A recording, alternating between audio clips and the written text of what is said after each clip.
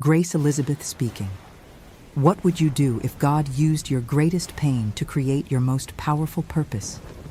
Let me tell you about Laura Chen, a woman whose voice had been silenced by heartbreak until one Sunday morning when heaven itself decided it was time for her song to be heard again. Laura wiped down the stainless steel counter in the community kitchen of Hope Valley Church, her hands moving in the practiced rhythm of someone who had done this 1,000 times before. Steam rose from the industrial dishwasher as she loaded another tray of plates, remnants of the Saturday night meal service for the homeless.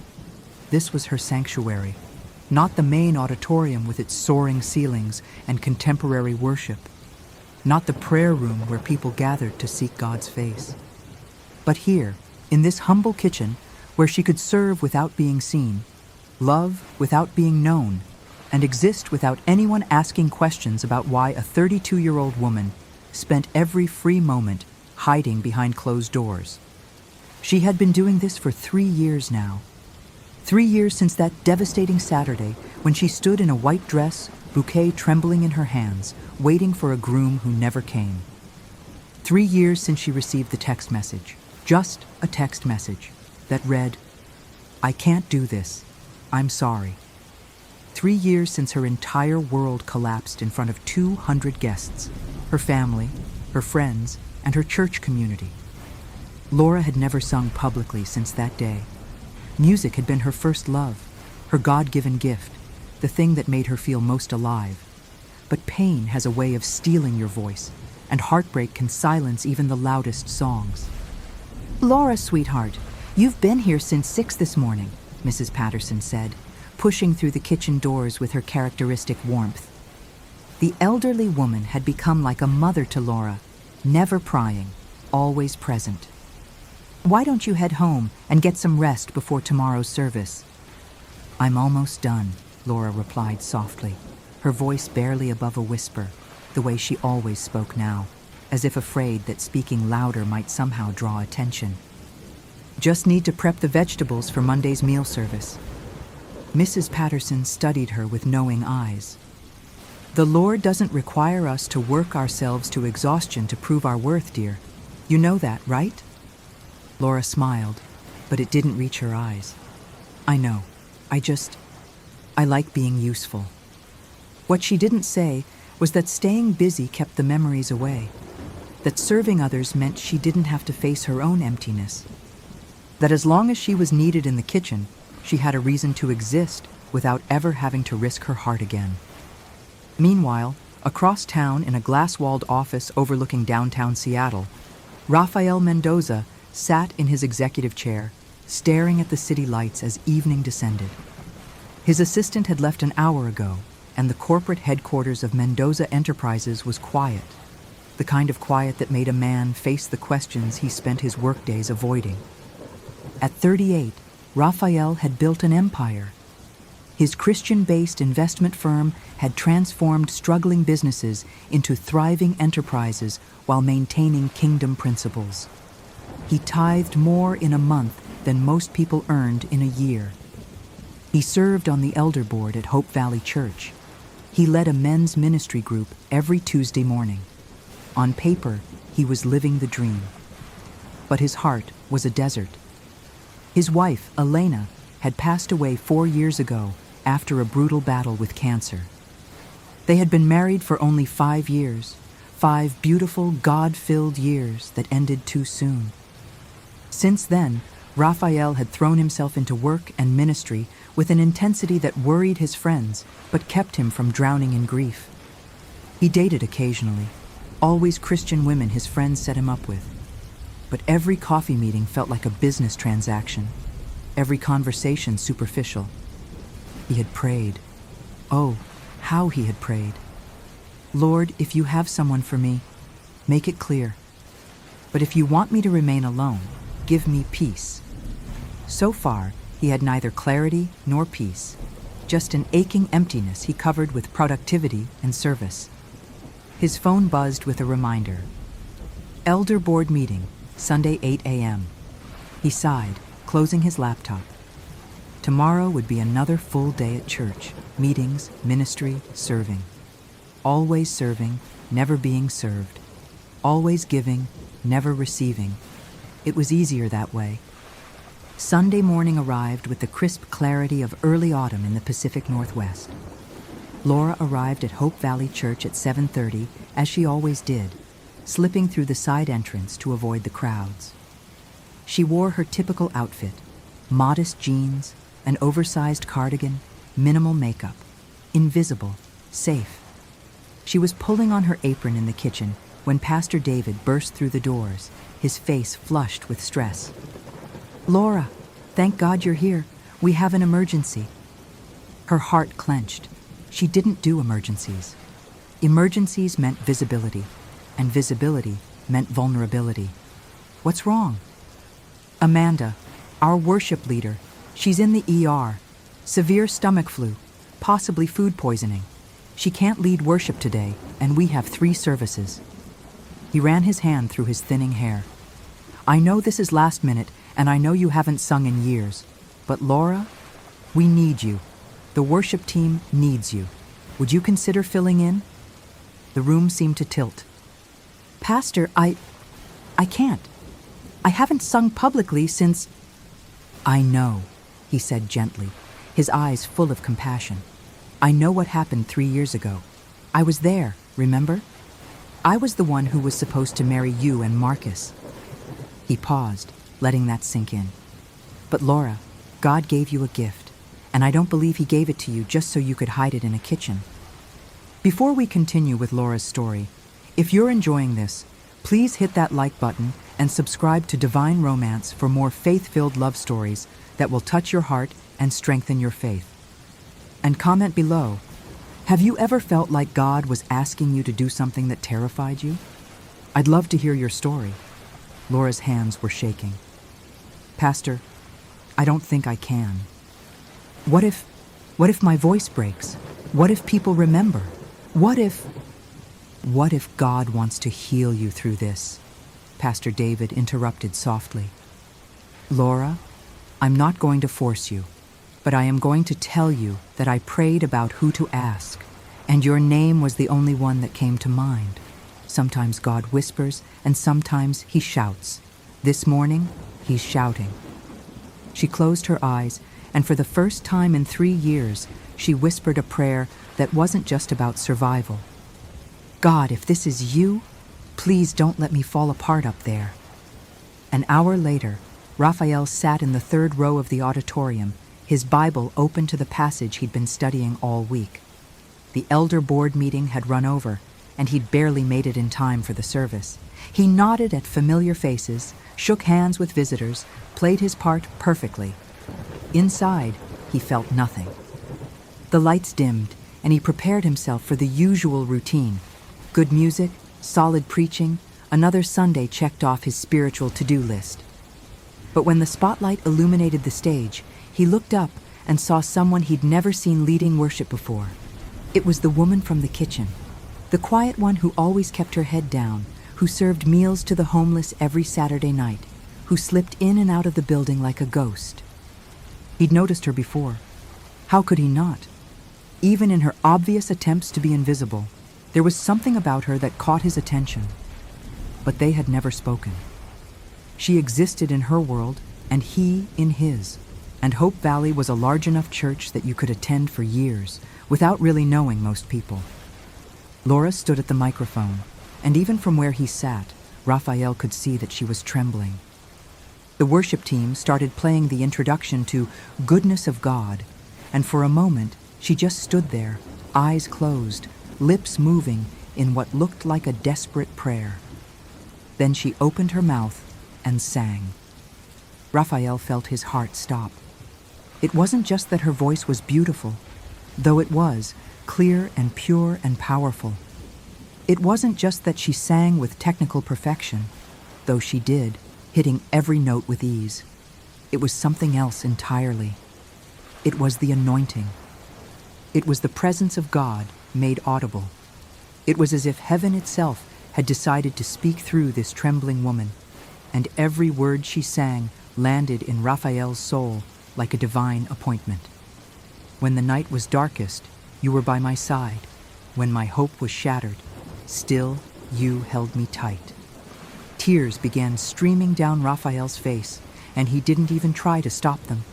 He hadn't cried in 4 years, not at Elena's funeral, not in the empty house that still smelled like her perfume, not in the lonely nights when he questioned why God would give him love just to take it away.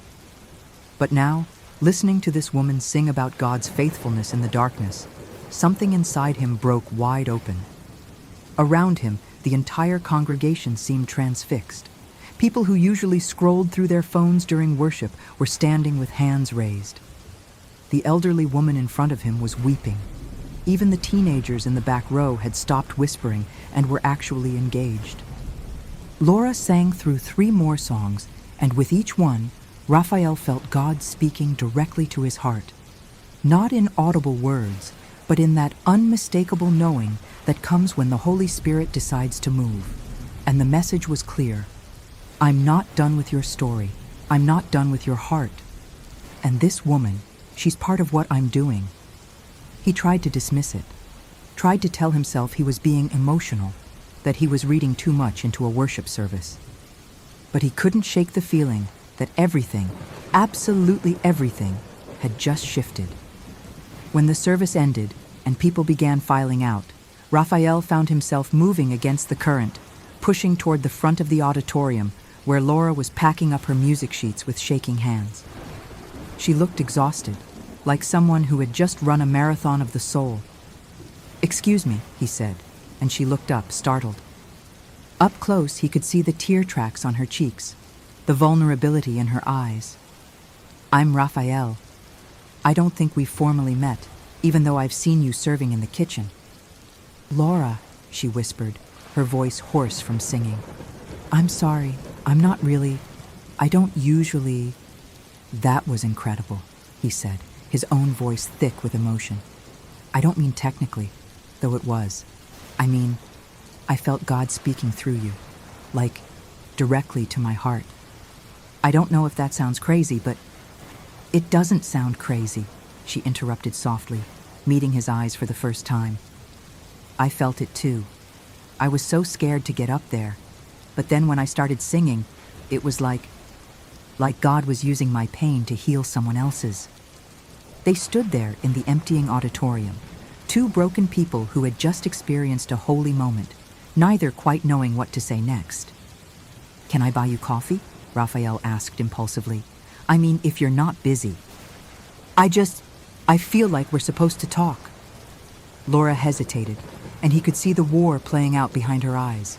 Fear versus faith, safety versus risk. Finally, she nodded. "Okay, but somewhere quiet. I'm not really up for crowds right now." They ended up at a small coffee shop 3 blocks from the church, sitting in a corner booth where the Sunday afternoon light streamed through the windows. Rafael ordered a black coffee. Laura asked for chamomile tea, her hands still trembling slightly as she wrapped them around the warm cup. "So," Rafael said gently, "do you want to tell me why someone with a voice like that has been hiding in the kitchen for what I'm guessing has been a long time?" Laura stared into her tea. 3 years, she said quietly. "I've been hiding for 3 years." And then, to her own surprise, she told him everything. About Marcus, about the wedding that never happened, about the text message that shattered her world, about the humiliation of standing in a church full of people, realizing she'd been abandoned, about how she'd packed up her life, quit the worship team, and retreated into service, safe, invisible service where her heart couldn't be broken again. Rafael listened without interrupting, his face full of compassion. When she finished, he was quiet for a long moment. "I'm sorry," he finally said. I can't imagine the pain of that. The betrayal. The worst part," Laura whispered, "is that I let it steal my voice. God gave me music, and I let one man's cowardice take it away from me. I've been so angry, at Marcus, at God, at myself." "Have you ever considered," Rafael said carefully, "that maybe God allowed your voice to be silent for a season because he was preparing you for something bigger? That maybe today wasn't about you returning to worship, It was about God using your restored voice to heal others? She looked up at him, tears glistening. What do you mean?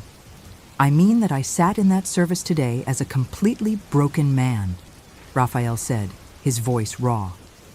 I've been going through the motions for 4 years, ever since my wife died. Serving, giving, leading, but dead inside. And when you sang, it was like God reached into my chest and reminded me that he's still here, that he hasn't forgotten me, that my story isn't over. Laura's breath caught. Your wife died? Cancer, he said simply. 4 years ago. We had 5 perfect years together, and then she was gone. And I've been trying to earn my way back to feeling something, anything, by working harder, serving more, being everything to everyone. But you can't outrun grief.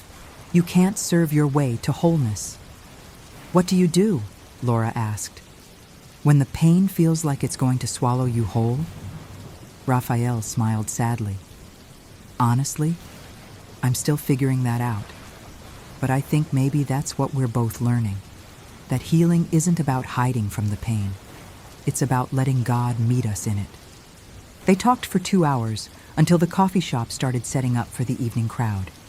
They talked about loss and faith and the terrifying process of trusting God when life hasn't gone according to plan. They talked about their families, their dreams, the things they loved about Seattle. And somewhere in that conversation, something neither of them expected began to bloom. A recognition that they'd both been wandering in the wilderness, and maybe, just maybe, God was using this encounter to lead them both toward healing. When Rafael finally walked Laura to her car, he said, "Can I see you again? Maybe next Sunday? We could grab coffee after service? I mean, if you're leading worship again?" "I don't know if Pastor David will ask me again," Laura said quickly, the fear creeping back into her eyes. "He will," Rafael said with certainty. "And even if he doesn't, I'd still like to see you, if that's okay." Laura bit her lip, warring with herself. Every instinct screamed at her to say no, to retreat back into safety. But there was something in Rafael's eyes, a kindness, a understanding, a shared brokenness that made her want to be brave. "Okay," she whispered, "next Sunday." That week, Rafael couldn't stop thinking about Laura. He caught himself checking his phone for messages that never came because he didn't have her number. He found excuses to stay late at church on Wednesday night, hoping to catch a glimpse of her in the kitchen. He prayed more earnestly than he had in years, asking God if this was real or if he was just projecting his loneliness onto a kind woman who had her own healing to do. Laura, meanwhile, was having a crisis of faith of an entirely different kind. She replayed their conversation over and over, analyzing every word, every glance. She wanted to believe that God was orchestrating something beautiful. But every time she started to hope, the memory of standing in that wedding dress, abandoned and humiliated, came rushing back. How could she trust again? How could she risk her heart when the last time had nearly destroyed her? Sunday arrived, and this time, Pastor David didn't even ask. He simply put Laura's name on the worship schedule. She considered calling in sick, considered running away, but something inside her, some stubborn seed of faith that refused to die, made her show up. And there, in the 3rd row, sat Rafael, his eyes lighting up when she walked onto the stage. This time, when she sang to an audience of one.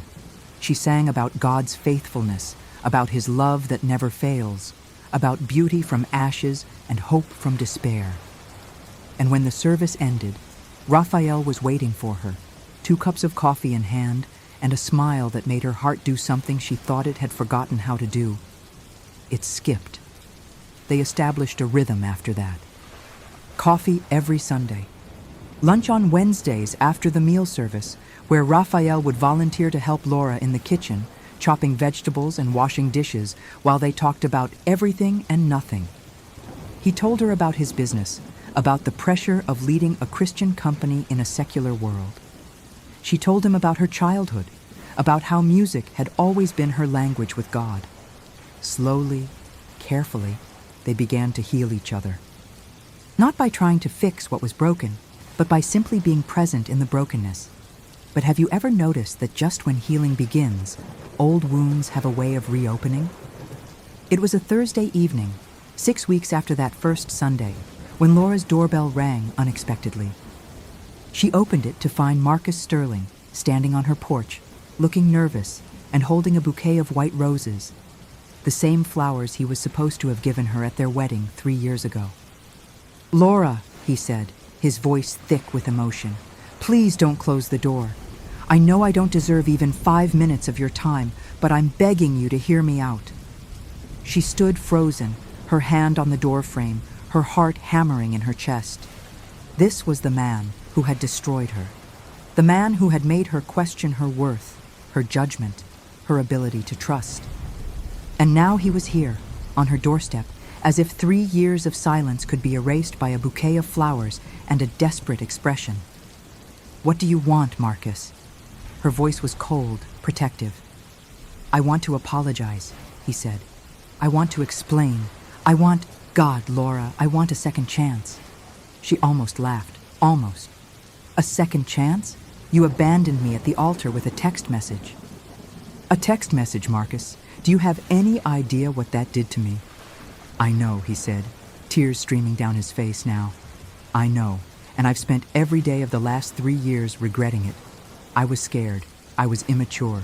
I was running from commitment because I didn't think I could be the husband you deserved. But I've changed, Laura. I've been in therapy. I've been working on myself. I've recommitted my life to Christ. And I need you to know that leaving you was the biggest mistake of my life." Laura's mind was spinning. Part of her, the wounded part that had never fully healed, wanted to slam the door in his face. But another part, the part that had spent 3 years wondering what she did wrong, if she could have prevented it, if she was somehow not enough, that part wanted answers. "Why now?" she asked. "Why show up after 3 years?" "Because I heard you singing," he said quietly. "Last Sunday. I was visiting my parents, and they go to Hope Valley now, and I heard you leading worship, and it was like God was speaking directly to me, telling me that I'd thrown away something precious, that I'd hurt someone he loves deeply, and I couldn't ignore it anymore. I had to at least try to make things right." Laura felt sick. She thought about Rafael, about the gentle, careful way they'd been building something real. She thought about the peace she'd finally started to feel, the way her voice had come back, the hope that had begun sprouting in her heart. "Marcus, I don't know what you expect from me." "Just give me a chance to prove I've changed," he interrupted. "One date, one conversation. Let me show you that I'm not the coward who ran away. Please, Laura, I'm asking you to forgive me. I'm asking you to consider that maybe God is giving us a second chance." "I need to think about this," she said, her voice shaking. I need you to leave." "Okay," he said, setting the flowers down on her porch. "I'll leave, but Laura, I'm not giving up on us, not this time." As she watched him walk away, Laura sank to the floor inside her entryway and wept. Not because she wanted Marcus back, but because his sudden reappearance had just complicated everything. What if God was asking her to forgive him? What if restoration was part of her healing? What if she was supposed to give him a second chance? But what about Rafael? She didn't call Rafael that night, or the next day. She needed to think, to pray, to figure out what God was actually saying versus what her confused heart was feeling. Rafael noticed her distance immediately. He texted her Wednesday morning. "Still on for lunch today?" She replied with a simple, "I'm sorry, something came up." "Rain check?" His heart sank. He'd been around long enough to know what "something came up" usually meant. Someone was pulling away. Someone was having second thoughts. He'd allowed himself to hope, and now hope was turning into that familiar ache of disappointment. But instead of retreating into his typical pattern of burying himself in work, Rafael did something different. He prayed. Really prayed. Not the quick prayers he shot up during his commute, but the kind of wrestling with God prayer that required him to be brutally honest about his fears. God, I'm terrified," he said aloud in his empty living room. "I'm terrified that I'm going to lose her before I even really had her. I'm terrified that I'm not enough, that I'll never be enough for anyone again. But if this isn't from you, if Laura and I aren't supposed to walk this path together, then close the door. Give me peace. Don't let me chase something that isn't part of your plan." The next Sunday, Laura showed up to lead worship looking exhausted and anxious. Rafael was in his usual seat, third row, and when their eyes met across the auditorium, she quickly looked away. His stomach dropped. After the service, instead of waiting for her, he left. If she needed space, he'd give it to her. But God, it hurt. He was unlocking his car when he heard running footsteps behind him. "Rafael, wait!" He turned to find Laura, slightly out of breath, her eyes red-rimmed from crying. "I'm sorry," she said quickly. "I've been avoiding you, and you deserve to know why." "Laura, you don't owe me any explanations. We're just friends who've been getting coffee." "Marcus came back," she interrupted, the words tumbling out in a rush. "My ex-fiancé, the one who left me at the altar. He showed up at my house Thursday night asking for a second chance, saying he's changed, that he's been in therapy, that God told him to come back." She was crying now, the words coming between sobs. "And I don't know what to do. I don't know if God is asking me to forgive him, to give him another chance, or if I'm just so used to believing I'm not enough that I'm actually considering going back to someone who destroyed me." Rafael felt like he'd been punched in the chest, but he forced himself to breathe, to think, to respond with grace instead of panic. "What do you want, Laura?" he asked quietly. "Forget what Marcus wants. Forget what you think God wants. What does your heart want?" "I don't know," she cried. "That's the problem. I spent 3 years convincing myself I'd never love again, that I didn't need anyone, that I was fine alone. And then you showed up, and you were so kind, so patient, so safe. And I started to believe that maybe I could trust again. Maybe I could risk my heart again." She looked at him with such pain in her eyes. "But what if I'm supposed to forgive Marcus? What if restoration is part of my healing? What if running away from him again is actually me running from what God wants?" Rafael stepped closer, his voice gentle but firm. "Laura, listen to me. Forgiveness doesn't require reconciliation. You can forgive Marcus for abandoning you without giving him access to your heart again. God doesn't ask us to put ourselves back in situations that wounded us just to prove we've forgiven. That's not restoration. That's just repeating the past. But what if you're using Marcus's return as an excuse to run away from something real?" Rafael said. And though his words were challenging, his tone was pure compassion. "I see what you're doing, Laura. I've done it myself. When something good starts happening, when healing begins, when we start to hope again, we find reasons to sabotage it because hope is scarier than pain. Pain is familiar. Hope requires courage." Laura's tears were flowing freely now. "I'm scared, Rafael. I'm so scared of being hurt again." "I know," he said softly. "I'm scared too. I'm terrified, actually. Because for the first time since Elena died, I felt something other than emptiness.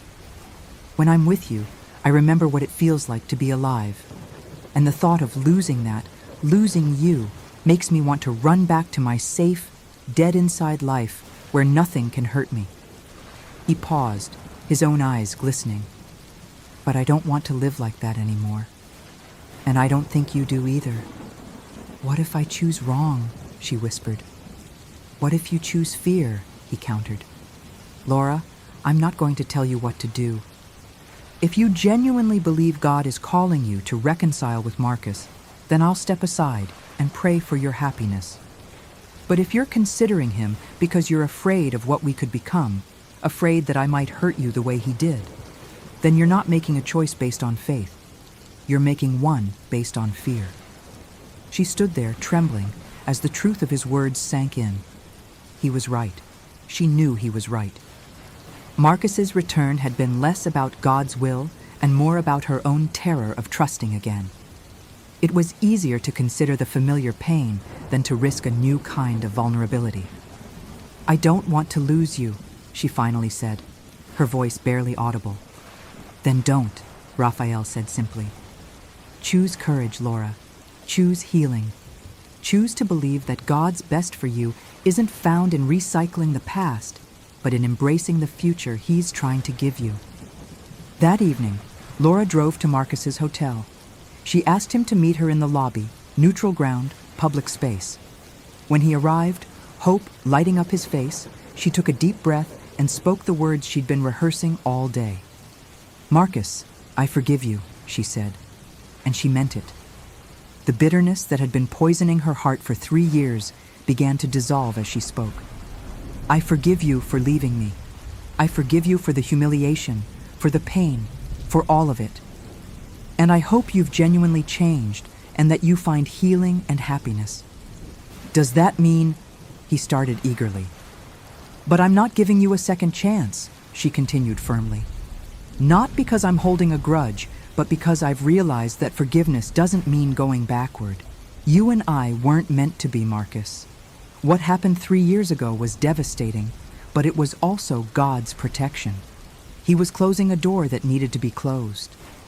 "Laura, please." "There's someone else," she said, and as she spoke the words, she felt a peace settle over her that she hadn't felt in years. "Someone who has shown me what it means to be patient, to be kind, to honor someone's healing journey. Someone who makes me want to be brave again.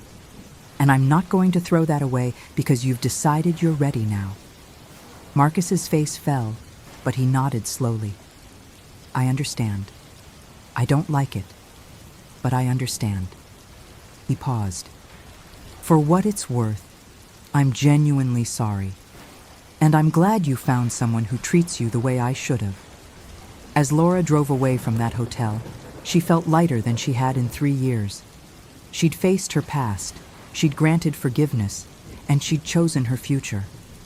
Now she just needed to tell Rafael.